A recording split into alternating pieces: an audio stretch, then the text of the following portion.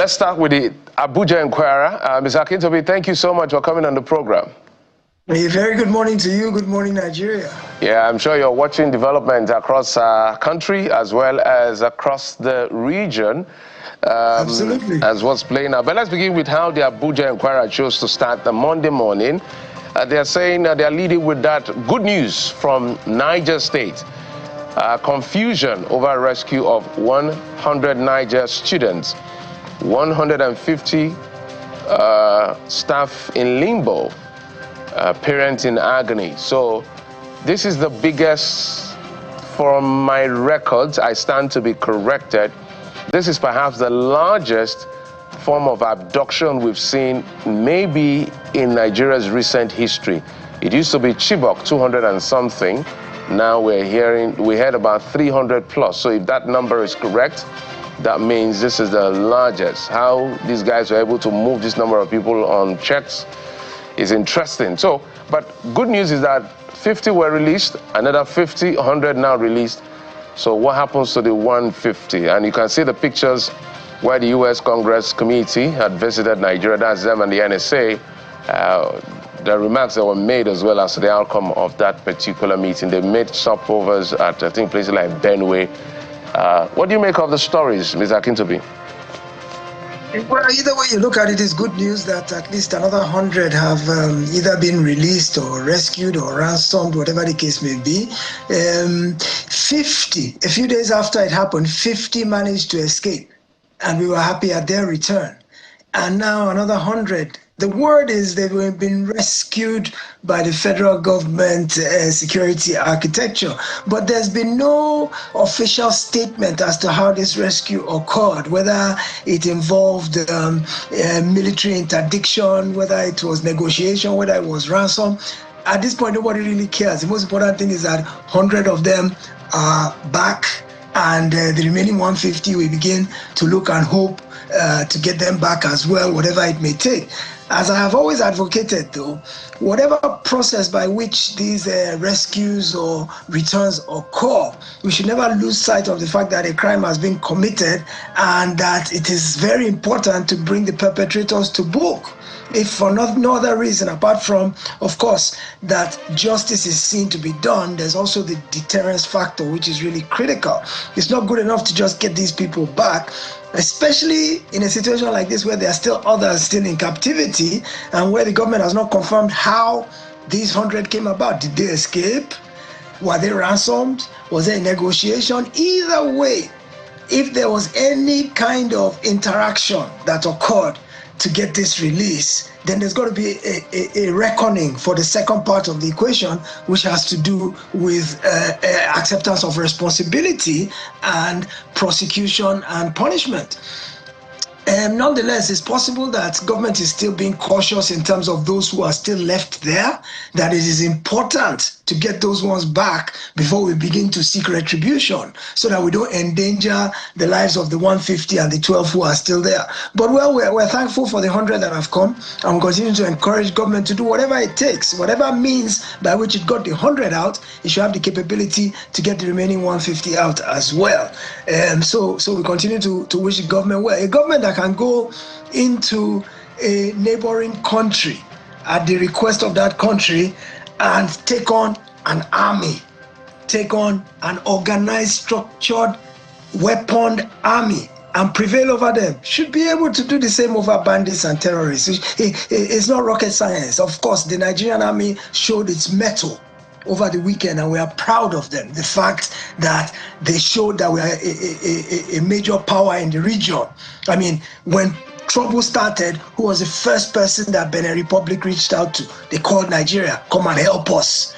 And they specifically asked for air support, boots on the ground, whatever it would take. You are our big brother, you are the one who can get us out of this situation. And Nigeria rose up to the task and did what it needed to do. So let's look internally now and say, if regionally we are that much of a power and we have the prowess to be able to arrest an unfolding bad situation in another country, we should be able to resolve our own internal problems. I'm not saying the dynamics are the same between a coup and a war against terrorism. But at the end of the day, it's still a conflict, and it's still pretty much the same approach of mano a mano, us against them, and we cannot allow them to prevail. So I would say that the same morale, the same passion, the same vivacity that we approach Benin over the weekend, we should also apply it to our own internal situation. All right. Talking about the U.S. Legislative team that came to Abuja over the weekend, well, it just speaks to ongoing attempts to collaborate on this situation. Ever since President Trump issued his threat about a month ago, there have been joint efforts on both sides. Even Nigeria has visited the U.S.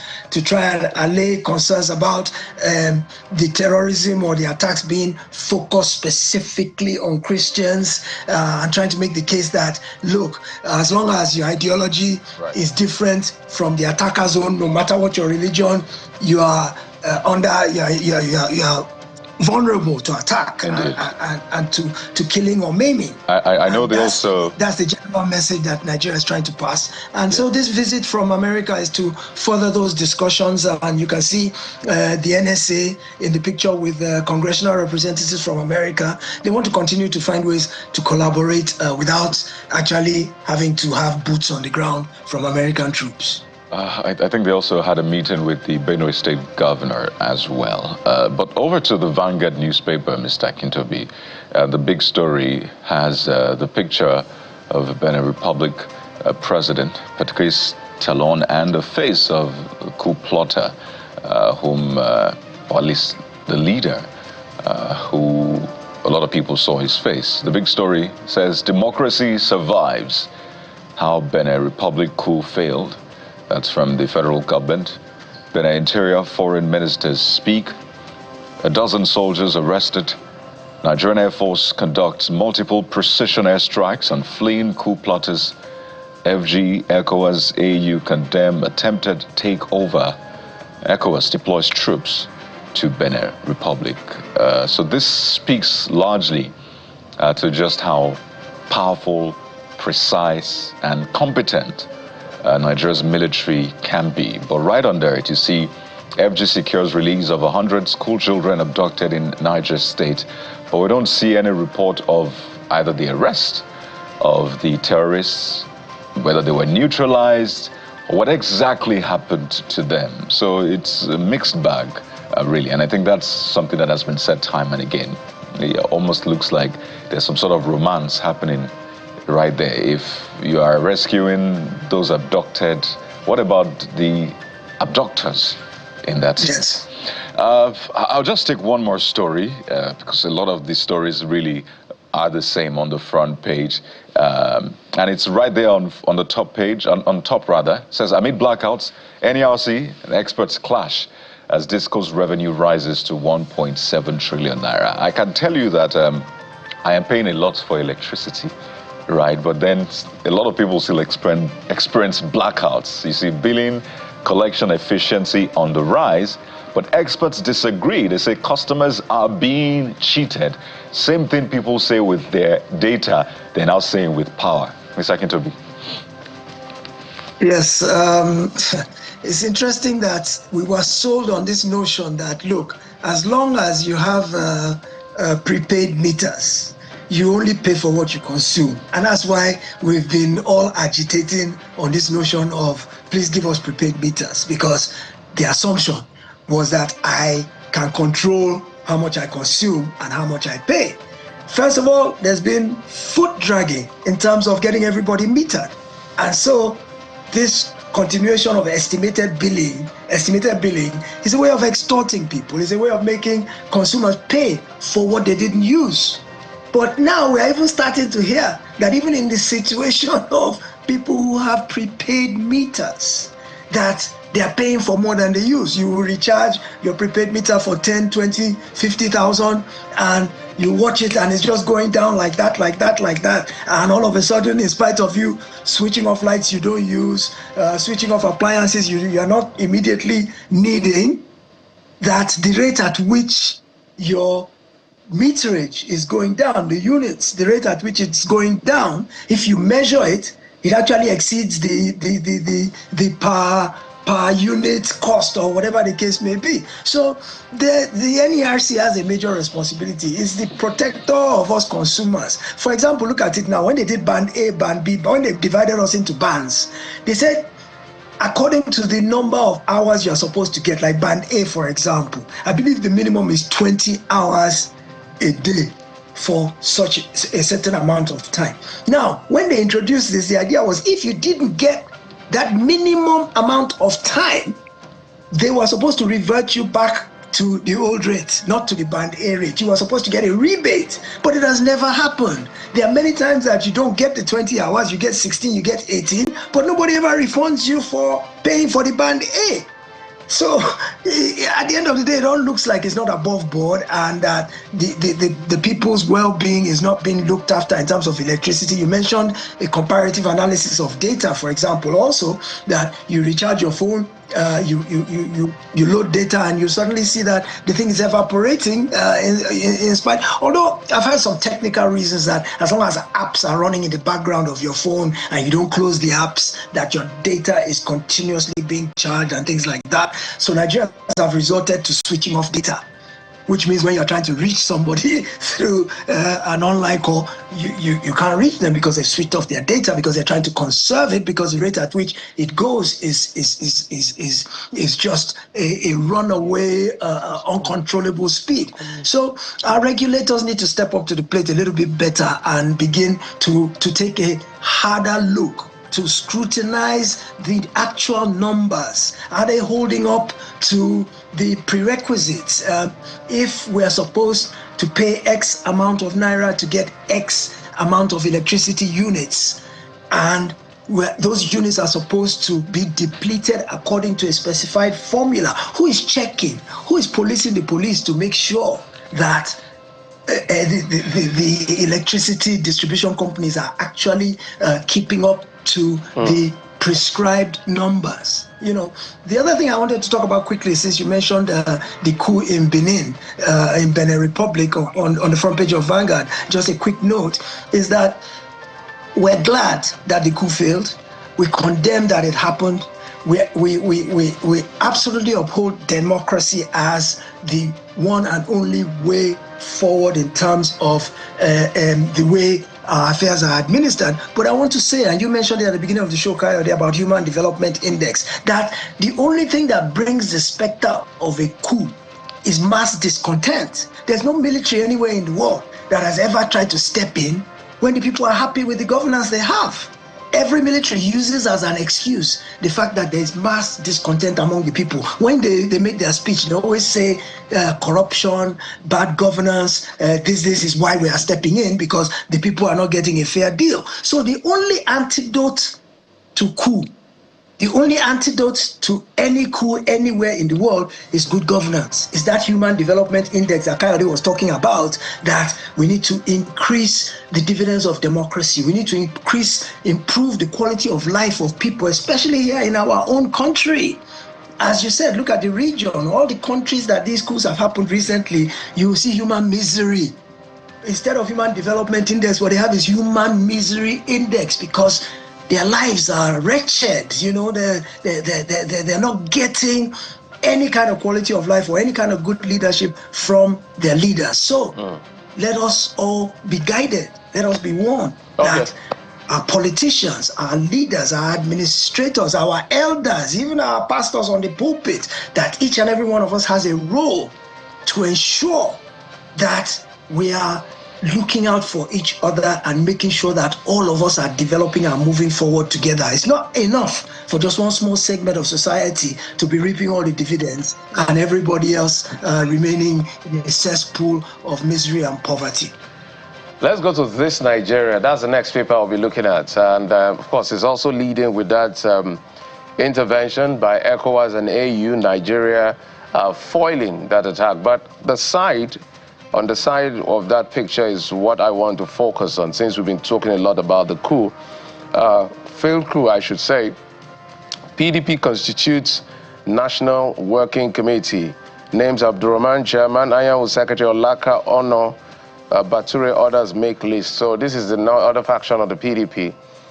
This is the pro-Wike faction of the PDP or the group, because right now I don't even know which is the real one. Everybody is holding on to the fact that they are the authentic leadership. So what happened is that today actually marks the end of the NWC, one of the most, I don't know how to describe the NWC, Mr. Akintobi. I've seen NWCs, but this last NWC of the PDP is one of the one that is outgoing, or the Damagun-led NWC, was one of the most confused NWC and disorganized NWC I've seen in recent time of any form of NWCs. Anyway, their tenure ends today, which is why that convention was done, which the Wike group kicked against and disagreed over what it was, and all the issues around it. So now we clearly have, just like Labour Party, two factions in PDP claiming leadership of the party, and maybe the decision of the Supreme Court is going to put pay to this. Now we also have a situation in River State where the Assembly are now divided. I don't know whether it's divided or they are divided or they were arranged. I don't know what to call it. 17 APC, 10 PDP. What do you make of what's playing out? The PDP is a mishmash of confusion at this point in time. Mike, what I would like to know is which faction does INEC recognize? Because I think that's what, at the end of the day, makes the difference. Because clearly, both of them are waving the flag of victory. And of course, there's the Umar Damagum and Sheyi Makinde faction. There's the Nyesom Wike faction. Which one do we defer to today? Who do we recognize as the official, authentic PDP? I believe that the Makinde faction has gone to court to get the convention, the outcome of the convention, ratified by the courts. But of course, the Wike section has said they don't recognize that convention, and they're not going to abide by anything that came out of there. So who now has the authority to form, as you said, the NWC tenure ends, I think, today or maybe tomorrow. And once that tenure ends and that committee is disbanded, then there can't be a vacuum in party administration. So the Wike group has taken the lead and says they're forming a caretaker committee to run the affairs of the party until such a time as when they can have a substantive, legally recognized convention, because they don't want to recognize what happened at this last one. So it's a mishmash of confusion. I do not know how it's going to play out. But what I do know is that it does not bode well for the PDP for 2027, because as long as they are divided, I mean, look, for example, the Rivers lawmakers who defected, they defected on the grounds that there's division, there's strife, there's confusion, there's chaos in the party at the national level, because that's the one grounds constitutionally that you can use to defect from one party to the next, is if there's problems within the party that you are in. So they've all claimed basically that the PDP is in turmoil. And anybody who is looking, even a passive casual observer, will agree that for now, the PDP is a mishmash of confusion, chaos, turmoil. Governor Wike says, the PDP will not be allowed to die. When he says that, I think we should take it seriously, because remember that for many years, he was the arrowhead of the PDP. I think it was between maybe the 2017 election or maybe 2021 and 2023, after Atiku lost and disappeared for a while. Wike was the one who held the reins of the party and held the party together. So if he's committed, despite his flirtation and dalliance with the opposition, despite the role he played in the last election to deliver the presidential election to the opposition, in spite of all that, he's still claiming to be a dyed-in-the-wool PDP diehard, and that he will not allow the party to die. I think he has some credibility to the fact that he likely can uphold that position and make that happen. So if any of us are betting men, we probably have to cast our bet in the Wike direction and say that he will not allow the party to die. He will do whatever it takes. But I think It's a family affair, it's a family dispute. And the best way to resolve family disputes is not in the courts, not at INEC's office. It's in a closed room in our home, where we sit down around the table and we don't come out of that room until we've hammered out some sort of what's the word now that I'm looking for? A compromise. There we go. Amazing how words can sometimes escape your mind. All right, if I may come in, as we're going to wind down, it's interesting. It's becoming almost exhausting what the politicians are doing. For us who are watching, there's a way democracy is built. Democracy is built to the beauty of choices. So that if you don't like A, you can go to B. B is not working for you, you can go to C. That's the beauty of democracy. But this recent democracy we see in Nigeria is becoming a bit more disturbing. Well, it looks like there's only A in this sense. So when I heard Mr. Wike say he doesn't want the PDP to die, so if I ask you, what does that mean? This is a man who worked against the PDP, rightly so within his own purview, because he agreed that, look, we cannot have a northern person lead after 8 years of Muhammadu Buhari. And then he's very clear on the fact that he's going to support President Bola Tinubu, and he's abdicating his lieutenant to do that as well in 2027. You see, lawmakers have now, on the hallowed chamber of the River State House of Assembly, passed a resolution to support the president, and then before their defection. So how do you build a party that you are working against? That's a big question. It looks like the end game, from what we're reading, looks like the PDP may not have a candidate in 2027 if this is playing out this way. So what do you make of that? I want to build and make sure this party doesn't die, but I'll support the opposition. How does that sound? I'll support the ruling party. Nothing of your notes. I mean, accept at the same time. Oh, there's not going. I mean, you said politics Mr. Akintobi, just a moment, Mr. Akintobi. Our apologies. I don't know, maybe it's the network.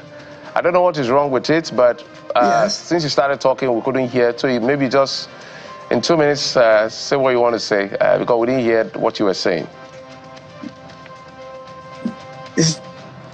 Oh dear. Seem to be having the glitches yet again. Mr. Dayo Akintobi, we will try again, but we'll come to you in maybe, okay. But maybe this is a good time to thank you for coming on the program. Yeah, it's been shaky, I don't know. Something is wrong with the network. Okay. Yeah. All right. Thank you so much. Dayo Akintobi is a public affairs analyst joining us from London in the UK to help us make sense of what the papers are saying. Thank you.